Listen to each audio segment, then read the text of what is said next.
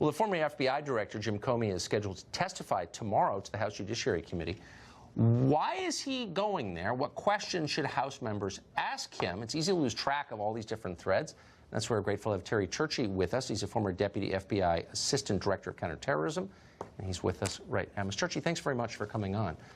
So, you're welcome, Tugger. What should members of the committee in the House ask of Mr. Comey tomorrow?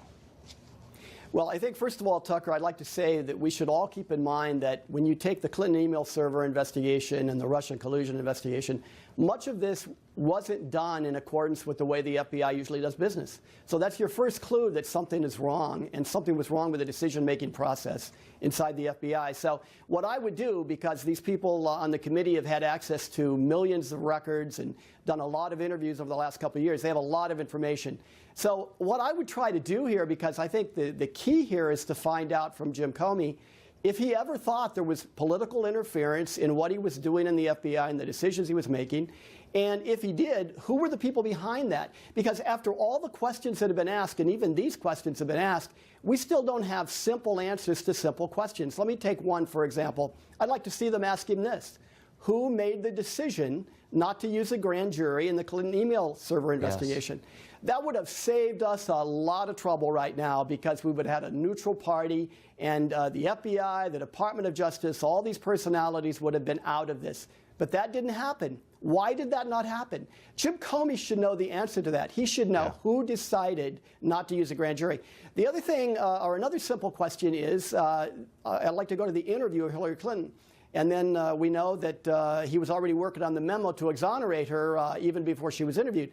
So I think they should really hone in on all of the questions related to the planning of that interview. And when we're FBI agents and we're trained to do interviews in our car, and I mean when we get to the street, the normal FBI case, you plan a lot of these interviews in the back of your car. You're talking to each other. You put somebody in the front seat.